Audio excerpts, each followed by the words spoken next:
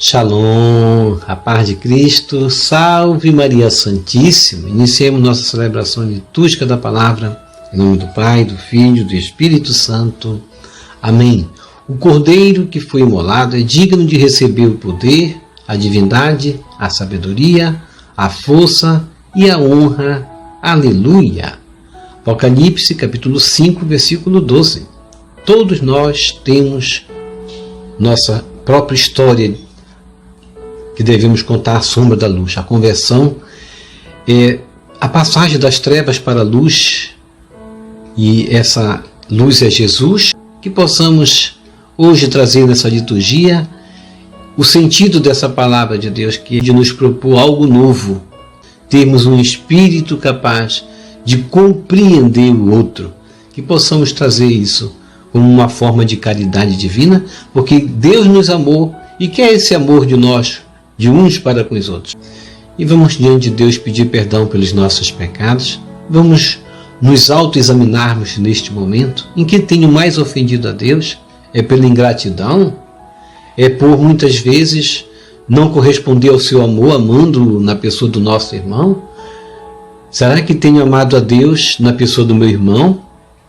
Ou tenho sido mais um desses a falar que amo a Deus somente da boca para fora? Senhor meu Jesus Cristo, Deus e homem verdadeiro, Criador e Redentor meu, por ser de vós quem sois sumamente bom e digno de ser amado sobre todas as coisas, e porque vos amo e estimo, pesa-me, Senhor, de todo o meu coração de vos ter ofendido. Pesa-me também de ter perdido o céu e merecido o inferno, e proponho firmemente, ajudado com os auxílios de vossa divina graça, emendar-me nunca mais vos tornar a ofender, e espero alcançar o perdão de minhas culpas pela vossa infinita misericórdia. Amém. Coloque a mão no coração e diga comigo: Deus Todo-Poderoso, tenha compaixão de nós, perdoe os nossos pecados e nos conduza à vida eterna. Amém. Vamos fazer o nosso ato de amor a Deus, nos comprometendo com o seu projeto. Eu vos amo, meu Deus, de todo o meu coração e sobre todas as coisas, porque sois infinitamente bom e amável, e antes quero perder tudo do que vos ofender. Por amor de vós, amo ao meu próximo como a mim mesmo. Amém. Ó Jesus Eucarístico, meu amado Salvador, enchei-me com vosso amor, enchei-me com vossa força, enchei-me com vossa sabedoria, enchei-me com vossa perseverança, enchei-me com vossa humildade, enchei-me com vossa coragem, enchei-me com vossa paixão. Amém. Jesus, puro, manso e humilde de coração, fazei o nosso coração semelhante ao vosso. Amém. Sagrado coração de Jesus, eu confio em vós. Vinde, Espírito Santo, enchei os corações de vossos fiéis e acendei neles o fogo de vosso amor. Enviai o vosso Espírito e tudo será criado e renovareis a face da terra. Oremos. Ó Deus, que instruíste os corações de vossos fiéis com a luz do Espírito Santo, fazei que apreciemos retamente todas as coisas segundo o mesmo Espírito e gozemos sempre de sua consolação. Por Jesus Cristo, Senhor nosso. Amém. Glória ao Pai, ao Filho e ao Espírito Santo, como era no princípio, agora e sempre. Amém. Aleluia. Primeira leitura. Leitura dos Atos dos Apóstolos, capítulo 9, versículos de 1 a 20. Naqueles dias, Saulo só respirava ameaças e morte contra os discípulos do Senhor. Ele apresentou-se ao sumo sacerdote e pediu-lhe cartas de recomendação para as sinagogas de Damasco, a fim de levar presos para Jerusalém os homens e mulheres que encontrasse seguindo o caminho. Durante a viagem, quando já estava perto de Damasco, Saulo, de repente, viu-se cercado por uma luz que vinha do céu. Caindo por terra, ele ouviu uma voz que lhe dizia: Saulo, Saulo, por que me persegues? Saulo perguntou: Quem és tu, Senhor? A voz respondeu: Eu sou Jesus, a quem tu estás perseguindo. Agora levanta-te, entra na cidade, e ali te será dito o que deves fazer. Os homens que acompanhavam Saulo ficaram mudos de espanto, porque ouviam a voz, mas não viam ninguém. Saulo levantou-se do chão e abriu os olhos, mas não conseguia ver nada. Então pegaram nele pela mão e levaram-no para Damasco. Saulo ficou 3 dias sem poder ver e não comeu nem bebeu. Em Damasco havia um discípulo chamado Ananias. O Senhor o chamou numa visão: Ananias! E Ananias respondeu: Aqui estou, Senhor. O Senhor lhe disse: Levanta-te, vai à rua que se chama Direita e procura, na casa de Judas, por um homem de Tarso chamado Saulo. Ele está rezando. E numa visão, Saulo contemplou um homem chamado Ananias entrando e impondo-lhe as mãos para que recuperasse a vista. Ananias respondeu: Senhor, já ouvi muitos falarem desse homem e do mal que fez aos teus fiéis que estão em Jerusalém. E aqui em Damasco ele tem plenos poderes recebidos dos sumos sacerdotes para prender todos os que invocam o teu nome. Mas o Senhor disse a Ananias: Vai, porque esse homem é um instrumento que escolhi para anunciar o meu nome aos pagãos, aos reis e ao povo de Israel. Eu vou mostrar-lhe quanto ele deve sofrer por minha causa. Então Ananias saiu, entrou na casa e impôs as mãos sobre Saulo, dizendo: Saulo, meu irmão, o Senhor Jesus que te apareceu quando vinhas no caminho, ele me mandou aqui para que tu recuperes a vista e fique cheio do Espírito Santo. Imediatamente caíram dos olhos de Saulo como que escamas, e ele recuperou a vista. Em seguida, Saulo levantou-se e foi batizado. Tendo tomado alimento, sentiu-se reconfortado. Saulo passou alguns dias com os discípulos de Damasco e logo começou a pregar nas sinagogas, afirmando que Jesus é o Filho de Deus. Palavra do Senhor, graças a Deus.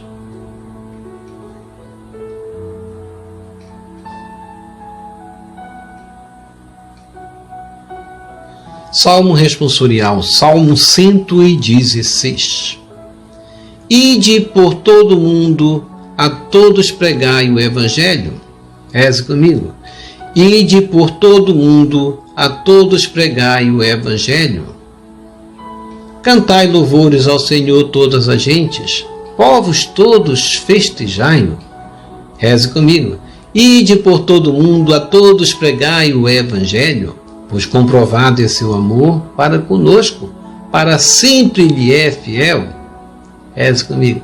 Ide por todo o mundo, a todos pregai o Evangelho.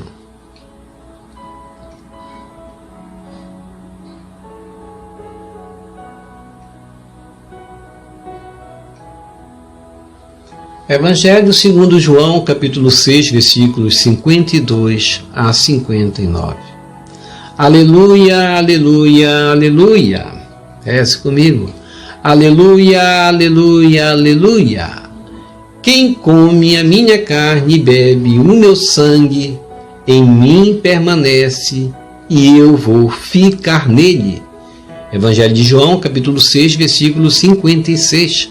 Proclamação do Evangelho de Jesus Cristo segundo João. Glória a vós, Senhor. Naquele tempo, os judeus discutiam entre si, dizendo: como é que ele pode dar a sua carne a comer? Então Jesus disse: em verdade vos digo, se não comerdes a carne do Filho do Homem e não beberdes o seu sangue, não tereis a vida em vós. Quem come a minha carne e bebe o meu sangue tem a vida eterna, e eu o ressuscitarei no último dia. Porque a minha carne é verdadeira comida, e o meu sangue verdadeira bebida. Quem come a minha carne e bebe o meu sangue, permanece em mim e eu nele. Como o Pai que vive me enviou, e eu vivo por causa do Pai, assim o que me come viverá por causa de mim. Este é o pão que desceu do céu. Não é como aquele que os vossos pais comeram. Eles morreram. Aquele que come este pão viverá para sempre. Assim falou Jesus, ensinando na sinagoga em Cafarnaum. Palavra da salvação. Glória a vós, Senhor. Que as palavras do Santo Evangelho nos purifiquem e nos perdoe de todos os nossos pecados. Reflexão. Hoje, Jesus continua a se mostrar como pão, dando um novo ensinamento difícil para os judeus entenderem como ele vai dar a sua própria carne para comer. Na primeira leitura dos Atos dos Apóstolos, capítulo 9, versículo de 1 a 20, conta a narrativa de um moço religioso formado da escola de Gamaliel, rígido na sua doutrina, rígido no seu modo de viver, duro, vamos dizer assim. E esse moço chamava-se Saulo. Saulo, como diz a palavra, só respirava ameaças e morte contra os discípulos do Senhor. E ele vai apresentar-se ao sumo sacerdote para pedir-lhe carta de recomendação para as sinagogas de Damasco, a fim de levar presos para Jerusalém os homens e mulheres que encontrasse seguindo o caminho. Na homilia do Papa Francisco, no ano de 2017, sobre esta leitura, ele vai falar sobre essa situação de ser rígidos, e até daqueles que são rígidos estão na igreja, mas ele quer se referindo aí, falando como aqueles que são rígidos e honestos, como Paulo, como Saulo, a imitar o exemplo de Saulo, ser rígidos, mas também ser honesto, e se deixar também guiar pela mansidão, porque depois da aparição, Saulo deixou-se guiar pela mansidão do Senhor. São Paulo se converteu em apóstolo do Senhor depois de ter sido perseguidor dos primeiros cristãos. Diz a palavra que durante a viagem, que era uma viagem de perseguição aos cristãos de Damasco, quando já estava perto de Damasco, Saulo de repente viu-se cercado por uma luz que vinha do céu, e caindo por terra, ele ouviu uma voz que lhe dizia: Saulo, Saulo, por que me persegues? Certamente, essa luz, quando se diz Saulo caiu por terra, ele se ajoelhou diante do Cristo. Ele não conseguiu ficar de pé. E Saulo perguntou: quem és tu, Senhor? A voz respondeu: eu sou Jesus, a quem tu estás perseguindo. E Jesus vai completar dizendo: levanta-te, entra na cidade, e ali será dito o que deves fazer. E os homens que estavam acompanhando Saulo ficaram mudos de espanto, porque ouviram a voz, mas não conseguiram ver ninguém. E Saulo levantou-se do chão e abriu os olhos, mas não conseguia ver nada conforme a palavra. Então pegaram Saulo pelas mãos e levaram-no para Damasco. De fato, Como disse o Papa Francisco, Saulo era um jovem rígido, idealista, era um prisioneiro da rigidez da lei dos fariseus. No entanto, ele era honesto também. Rigidez e honestidade devem caminhar lado a lado. Tenhamos cuidado, porque Saulo, ele era zeloso pela lei. Ele estava fazendo aquilo achando que estava agradando a Deus. Tenhamos cuidado com a rigidez. Porém, se formos rígidos, como diz o Papa Francisco, tratemos também de sermos honestos, pois com a mesma medida que medirmos, seremos também medidos. Marcos 4:21. A origem etimológica da palavra rígido provém do latim rigidus, que quer dizer duro, inflexível. Tenhamos cuidado também de não sermos inflexíveis. O sábio é aquele que muda também os pensamentos, não é aquele que fica sempre na mesma linha de pensamento. Tenhamos cuidado para não sermos também duros. Somos chamados hoje, nesta liturgia, a sairmos da linha dura, para exemplo de Saulo, entrarmos pelo caminho da mansidão, como o Senhor o chamou, Ele chama a cada um de nós também. O Papa Francisco vai advertir depois aqueles que são os rígidos, de vida dupla também, mostram-se duros, mas não são fiéis também cumpridores dos seus deveres, mostram-se belos, mostram-se honestos, mas quando ninguém os vê, fazem coisas que nem acreditamos que eles possam fazer. Entretanto, este jovem Saulo era honesto. Muitos hoje caem na tentação da rigidez dentro da própria Igreja Católica, atiram pedras até no próprio Papa. Mais que ser rígidos, duros, é importante sermos bons e honestos, mansos. A exemplo de Saulo, a exemplo de Jesus, andar no caminho da mansidão. A etimologia, a origem da palavra rígido, do latim rigidus, nos sugere o contrário, de sermos flexíveis, não duros. Outras pessoas usam a rigidez também para encobrir fraquezas, pecados. Os fariseus eram assim, como sepulcros caiados, belos por fora e podres por dentro. Esses são os cegos a guiar outros cegos, olham para o erro do outro, para não serem reconhecidos seus próprios defeitos, atiram pedra no outro, justamente para esconder os seus erros. Saulo foi formado na rigidez do aprendizado da escola do fariseu, chamado Gamaliel, mas foi um homem honesto. Tenhamos cuidado para que a rigidez não nos leve também à chamada hoje intolerância, expressa muitas vezes no modo de julgar e querer condenar a fé do outro, a religiosidade do outro, como se achando que a nosso modo de viver da fé é verdadeiro, e assim passar a perseguir a fé, perseguir a religiosidade do outro, dizer que a religiosidade do outro é falsa e a minha é verdadeira. Isso é intolerância, isso não cabe na vida de um cristão. Saulo mudou e nós devemos mudar também, andar pelo caminho da flexibilidade e da mansidão. Saulo ficou 3 dias sem poder ver e não comeu nem bebeu. Os 3 dias de cegueira de Saulo aí representam um tempo que devemos dar para nós mesmos, nos autoexaminarmos, pararmos diante daquelas tomadas de decisões nossas que pensamos ser corretas, quando na verdade precisamos voltar atrás, como Saulo. Será que tenho vivenciado uma fé honesta?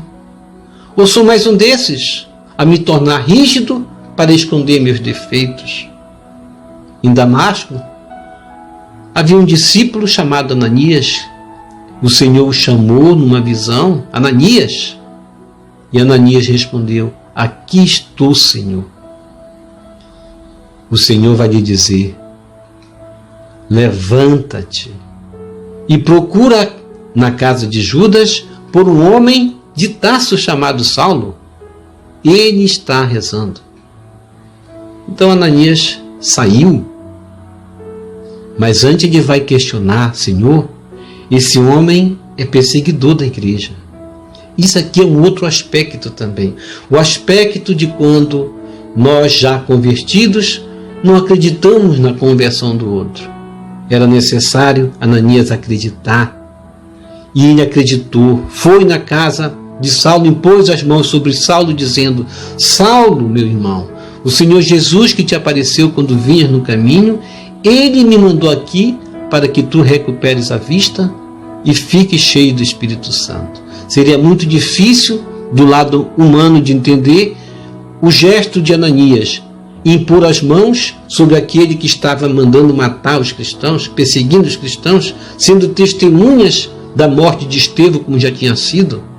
Mas ele foi obedecendo à voz de Deus. Nós necessitamos ouvir a voz de Deus, mesmo quando nos dirigimos para evangelizar aqueles dos quais nós dizemos muitas vezes que não merece ouvir nossa evangelização.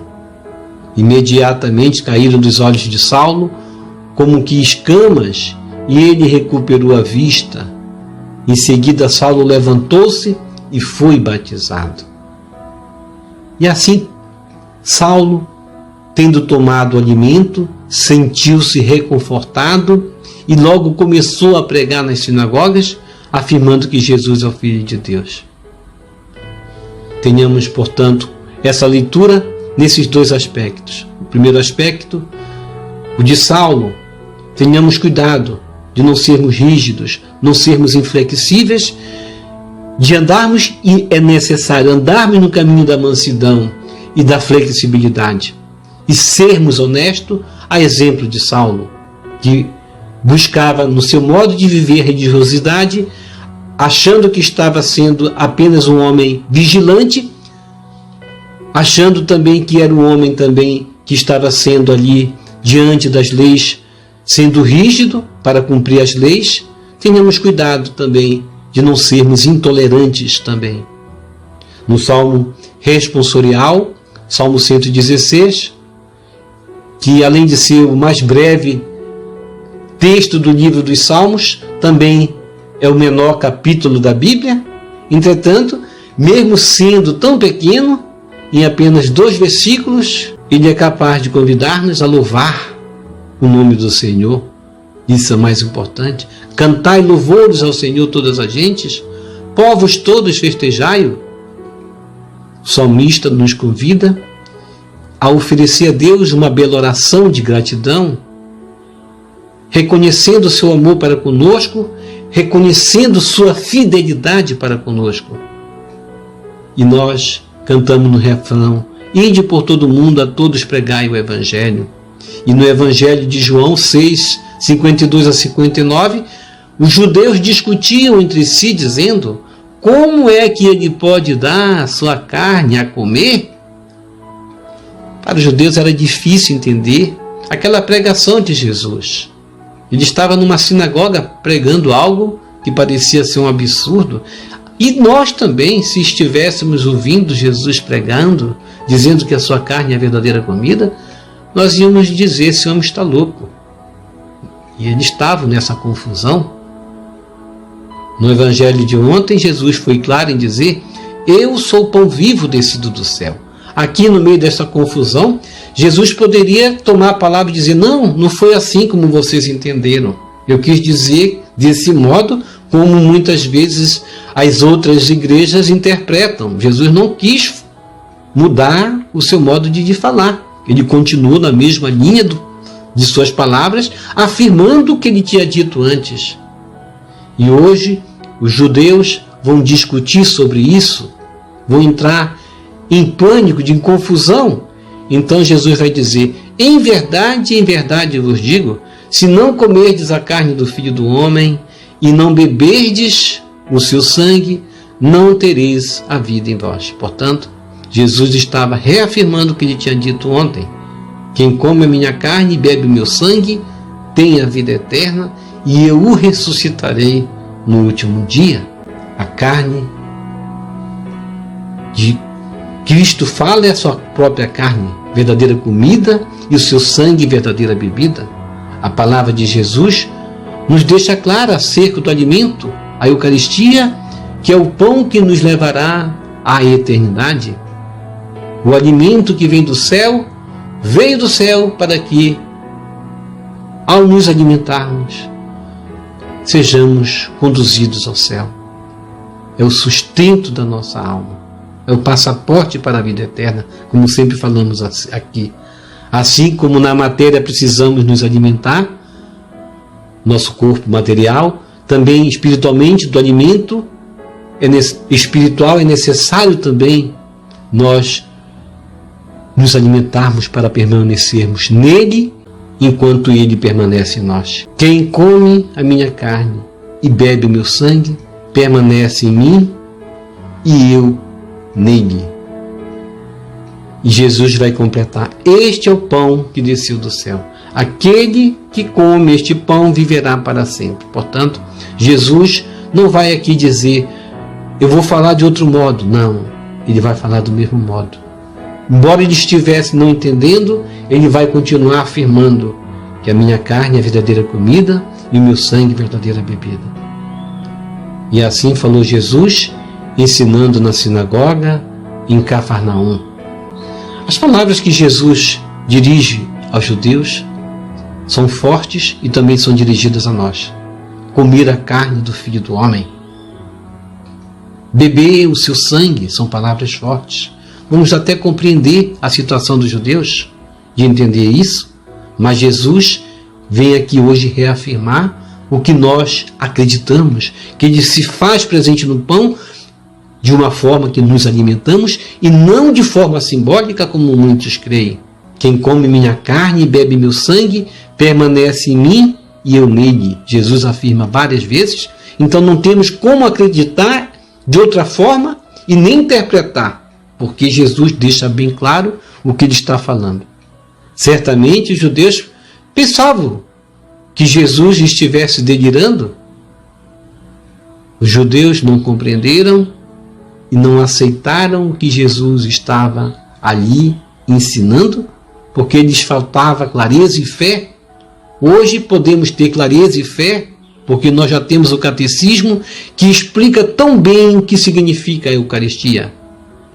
Hoje poderíamos nos perguntar também, será que compreendi com clareza as palavras de Jesus? Ou sou mais um desses a duvidar e a me afastar de sua presença na Eucaristia? É preciso nos abrir para a novidade da proposta que Jesus nos oferece hoje. Comer a carne e beber o sangue de Cristo é participar em plenitude de seu projeto de vida e garantir vida plena, salvação que Ele quer nos oferecer a todos. Na medida que nos alimentarmos de Jesus, seremos também divinizados, nos tornaremos divinos como Ele. E a única forma de nos tornarmos divinos como Cristo é nos alimentarmos de sua divindade. Na medida em que nos alimentamos do corpo e do sangue de Cristo, nós nos tornamos e nos tornaremos semelhante a Ele, porque Ele vem habitar em nós, purificando-nos pela sua carne. Pela Eucaristia, nós passamos a pertencer ao nosso Senhor. Ele passa a viver em nós. Mais importante do que o pão que comemos a cada dia, para o sustento do corpo material, é a Eucaristia, o alimento espiritual, que se torna sustento para esta vida e para permanecermos nele até a eternidade. Sem a Eucaristia, nós nos tornamos fracos, sem força. Como lutaremos diante das dificuldades da vida se não nos alimentarmos da Eucaristia? Quando muitas vezes nós passamos por uma luta e não suportamos, devemos perguntar, eu fui na Eucaristia no domingo para que eu tivesse uma semana boa? Quando comungamos, passamos a pertencer a Cristo e nós passamos pelas lutas de forma suave, porque estamos com Cristo e Cristo permanece em nós. E isso nos garante consolo diante das lutas, diante das dificuldades, diante das decepções. Nos garante a confiança também nas dificuldades que passaremos para passarmos por ela vencendo-as. No Catecismo da Igreja, parágrafo 1324, afirma que na Santíssima Eucaristia está o sentido, todo o tesouro espiritual da igreja, que é o próprio Cristo, nossa Páscoa. Reconheçamos-lo. No parágrafo 1325 vai afirmar que na Eucaristia encontra-se o cume da ação de Deus em Cristo, em nós, que nos santifica. No parágrafo 1326 dirá que pela celebração eucarística unimos-nos desde já aquele rito de celebração celeste, onde antecipamos a vida eterna, quando com ele iremos celebrar, quando Deus se faz tudo em todos, conforme 1 Coríntios 15, 18. E no parágrafo 1327 concluirá que, em síntese, a Eucaristia é o resumo e a súmula da nossa fé. E, por sua vez, a Eucaristia deve confirmar a nossa maneira de pensar também. Eu acreditar como Cristo falou e como a igreja justamente escreve como uma verdade. E eu me alimento de Jesus na Eucaristia? Ou sou mais um desses a questionar sua presença no pão? Eucaristia quer dizer ação de graças, quer dizer obrigado. Eucaristia significa dar graças em todos os momentos e para todos os efeitos. Dar graças a Deus significa bendizê-lo pelo sacrifício oferecido. A palavra Eucaristia origina-se do grego eucharistin ou eulogien. Eucharistin, que significa agradecer, e também eulogien, que é bendizer. Podemos assim louvar a Deus. Somos convidados a louvar a Deus. A Eucaristia, originalmente, lembram as bênçãos judaicas, que proclamavam, sobretudo durante a refeição. Ela provém justamente desse laço de Cristo, do judaísmo, para a igreja romana e para nós. Vamos bendizer a Deus por suas obras, a obra da criação. Vamos bendizer a Deus por suas obras, a obra da redenção. Vamos bendizer a Deus por suas obras, a obra da santificação. Deus quer nos salvar, Deus quer nos santificar. Eucaristia, vamos agradecer. Ó Jesus, Divino Mestre, pão da vida, alimento que nos salva. Hoje, na leitura, os judeus não acreditaram em tua palavra, não quiseram acreditar que és o pão da vida, que estás presente no pão. Eis aqui o pão que desce do céu. Quem dele comer nunca morrerá. Ajuda-nos a perseverar como verdadeiros discípulos e a nunca duvidar da tua presença no pão. Amém. Vamos receber Jesus presente na Eucaristia de forma espiritual, rezando a oração Hóstia Celestial. Ó Hóstia Celestial, enche meu corpo com o alimento de que necessito, preenche minha alma com a presença divina de Jesus Cristo, dai-me a graça de cumprir a santa vontade de Deus. Enche-me com a paz e a calma que vem da vossa santa presença. Nunca me deixe duvidar da vossa presença na Eucaristia. Ajude-me a aceitá-lo em corpo e alma, e que pela Santa Eucaristia, as graças derramadas sobre mim, ajude-me a proclamar a glória de nosso Senhor Jesus Cristo. Purifica meu coração. Quando receber o grande dom da Sagrada Eucaristia, que a minha alma se abra e se santifique. Concede-me as graças e favores que concedes para todos os filhos de Deus. E concede-me a imunidade do fogo do purgatório. Amém. Amém e amém.